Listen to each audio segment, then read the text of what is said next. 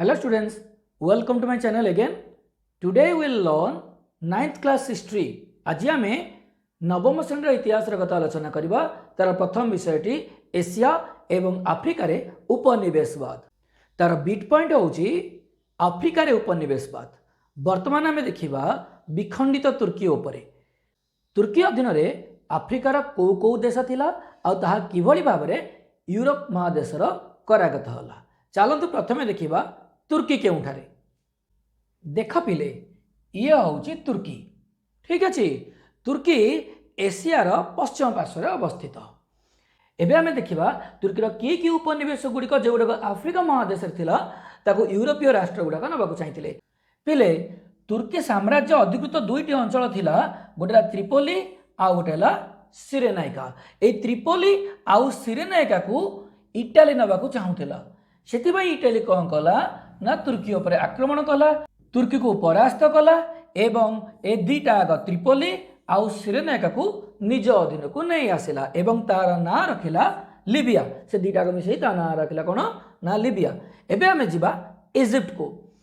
Egypt रे तुर्कीर सुल्तान तांकर जने प्रतिनिधि को रखिथिले, जो प्रतिनिधि पासा नामक जने व्यक्ति थिले। एटी से गवर्नर ना थिला इस्माइल पासा। कौन थिला? इस्माइल पासा। इजिप्ट रे पशिया पई फ्रांस चाहूला, इजिप्ट रे पशिया पई मध्य इंग्लैंड चाहूला। चलो देखिबा फ्रांस और इंग्लैंड रो स्थिति कोठी अछि। देख पिले ये होची इंग्लैंड आउ एठी होची फ्रांस। इजिप्ट रहिला आफ्रिकार उत्तर पूर्व पार्श्व रे, ठीक अछि। अच्छा, इजिप्ट रे तुर्कीर सुल्तान तांकर जने प्रतिनिधि को इजिप्ट रे स्थानित करथिले। नहीं, से गवर्नर का नाम थिला कौन ना इस्माइल पासा।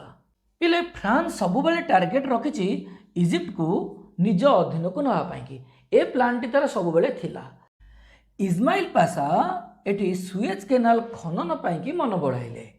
सुएज केनाल खनन कार्य आरंभ होला 1869 मसीह रे आउ शेष होला 1869 मसीह रे।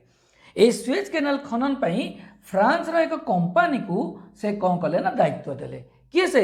इजिप्ट गवर्नर इस्माइल पासा। पिला जानिच जे इंग्लैंड सब बेले टार्गेट रखिछि जे एशिया महादेश रे निजर केमिति आधिपत्य विस्तार करिवो, तत्सहित आफ्रिका रे मध्ये आधिपत्य विस्तार करिवो। जेतेले भास्को डा गामा भारत को जलपथ आविष्कार करथिले, ताकू टे देखि नबा चला को रास्ता देखि जाइथिले हमकु बुझिबा टिके सहज हबो। देख पिले पोर्तुगाल राजधानी लिस्बन ठारू भास्को डा गामा कुआडे बाहरिले ना भारत अभिमुखे यात्रा आरंभ कले, ठीक अच्छे। कुआडे बाहरले? भारत अभिमुखे यात्रा आरंभ कले। सुएज केनाल खनन पूर्व पोर्तुगीज नाविक भास्को डा गामा लिस्बन ठारू भारत पर्यंत, भारतर कालिकट पर्यंत से जलपथ आविष्कार करथिले। देखिन बा सेटा देख, ये है पोर्तुगाल राजधानी लिस्बन। ए लिस्बन ठारू भास्को डा गामा चारिटी जहाज, केतोटी जहाज कहली? चारिटी जहाज 170 क्रू मेंबर को नहीं, 170 जन सदस्य को नहीं 8 जुलाई 1497 रे से यात्रा आरंभ कले। केबे यात्रा आरंभ कले ना 8 जुलाई 1497 यात्रा आरंभ कले पोर्तुगीज राजधानी लिस्बन ठारू। केतोटी जहाज? चारिटा जहाज। केते जन क्रू मेंबर? 170 जन क्रू मेंबर को नहीं यात्रा आरंभ कले। पहुंचले कोठी? कालिकट रे। केबे पहुंचले ना 20 मई 1498। केबे पहुंचले? 20 मई 1498 रे कालिकट रे पहुंचले।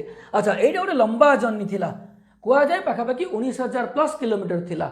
एटा लंबा जर्नी। किंतु पिले जेते बेले तुर्कीर सुल्तान को रिप्रेजेंटेटिव इस्माइल पासा जे कि इजिप्ट रा गवर्नर थिले, तांको थ्रू रे फ्रांस कंपनी द्वारा कौन करा गला ना इजिप्ट पाखरे गोटे केनाल खनन करा गला, सुएज केनाल। हेज पिले ये आउची सुएज केनाल। एई खनन कार्य आरंभ होला 1869 रे, शेष होला 1869 रे। दायित्व दिया आइतला फ्रांस रो गोटे कंपनी को। इंग्लैंड तो भारी धूत ना, सी कहला कौन ये जदि फ्रांस ता भीतर संपूर्ण रूपे पशि जाए ताले मोर यातायात करवा भारत वर्ष को कष्टकर बेपार हो, मत बहुत टंका खर्च करा पड़ो बुलिकी जावाई। तेणु से कौन कला ये सुएज केनाल तैयारी समय तार बहुत अंशधन किनी नहीं गला। किए से? इंग्लैंड। अच्छा, तापर कौन होला इजिप्ट रे जेतेबेले आर्थिक समस्या देखा जाइछि सेतेबेले ए फ्रांस आउ इंग्लैंड ए दी जनकर नियंत्रण इस्माइल पाशा ऊपर रहिला इजिप्ट सरकार ऊपर रहिला जोटा को इस्माइल पाशा बा इजिप्ट सरकार सहजरे ग्रहण करि पारिले नाही तेणु से विरोध कले जेहेतु विरोध कले तेणु एमाने कौन कले गादी बाहर करदे नुआ गवर्नर को जगह निजुक्ति देले 1882 मसीह केबे कहली 1882 मसीह ए इजिप्ट कौन कला ना फ्रांस आउ इंग्लैंड विरुद्ध रे सैन्य बाहिनी विरुद्ध रे युद्ध कला तार कारण से अत्यधिक प्रभाव क्या पड़ूला इजिप्ट पर तेणु ये चाहिला प्रभाव मुक्त रही तेणु इजिप्ट सैन्य बाहिनी फ्रांस आउ इंग्लैंड सैन्य बाहिनी एगेनेस्ट कौन कले ना युद्ध कले किंतु ए इंग्रेज माने कौन कले इजिप्ट सैन्य बाहिनी को परास्त करदेले बुझीगला ये इंग्लैंड तो हरईदेला इजिप्ट की आउ तुम्हें जानिच प्रथम विश्वयुद्ध आरंभ होला 1914 मसीह ठीक अच्छे ये युद्ध समय इंग्लैंड घोषणा करनेला जे इजिप्ट होउची तार सुरक्षा प्राप्त राष्ट्र आउ तुर्कीर राज्य नुहे से जहाँ भी हो बहुत दिन धरिकी इजिप्ट इंग्लैंड द्वारा शासित होला एवं शेष में 1922 मसीह से स्वाधीनता पाइथिला एई भली भाव में तुर्कीर विभिन्न राज्य बा उपनिवेश को यूरोपीय देश माने ताठू छड़ाई नहीं जाइथिले ये थिला विखंडित तुर्कीर कथा जब तुम आम चैनल नुआ अछ तेज केबे भी भूलु नहीं लाइक शेयर और सब्सक्राइब करने। Thank you.